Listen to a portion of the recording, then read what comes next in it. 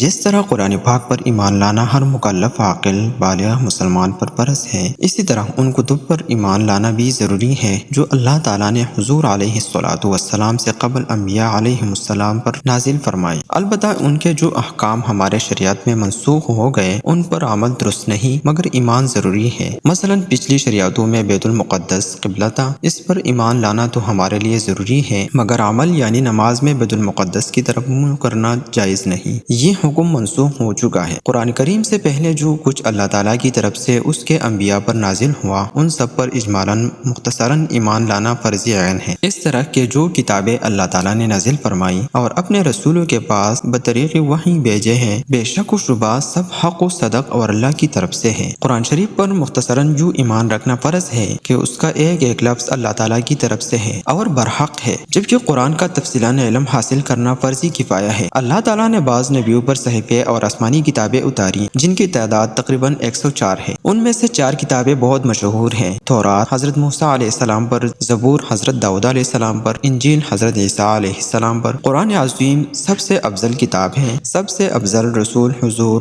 نور احمد مجتبی محمد مصطفیٰ صلی اللہ علیہ وسلم پر۔ قرآن پاک تبدیلی سے محفوظ ہے چونکہ یہ دین ہمیشہ رہنے والا ہے، لہٰذا قرآن عظیم کی حفاظت اللہ عز و جل نے اپنے ذمہ رکھی، جبکہ پہلے کتابوں کی حفاظت اللہ تعالیٰ نے امت کی سپرد کی تھی۔ ان سے اس کا حفظ یعنی تحفظ نہ ہو سکا۔ کلام الہی جیسا اترا تھا ان کے ہاتھوں میں ویسا ہی باقی نہ رہا، بلکہ ان کے شریروں نے تو یہ کیا کہ ان میں تحریفیں یعنی تبدیلیاں کر دی، یعنی اپنی خواہش کے مطابق گٹھا بڑھا دیا۔ لہٰذا جب کوئی بات ان کتابوں کی ہمارے سامنے پیش ہو تو اگر وہ ہماری کتاب قرآن مجید کے مطابق ہے ہم اس کی تصدیق کریں گے، اور اگر مخالف ہے تو یقین جانیں گے کہ یہ ان کی تحریفات یعنی تبدیلیوں سے ہے، اور اگر موافقت مخالفت کچھ معلوم نہیں تو حکم ہے کہ ہم اس بات کی نہ تصدیق کریں، نہ تکذیب، نہ درست مانیں، نہ جھٹلائیں، بلکہ یوں کہیں کہ آمنت باللہ و ملائکتہ و کتبہ و رسلہ، اللہ عز و جل اور اس کے فرشتوں اور اس کی کتابوں اور اس کے رسولوں پر ہمارا ایمان ہے۔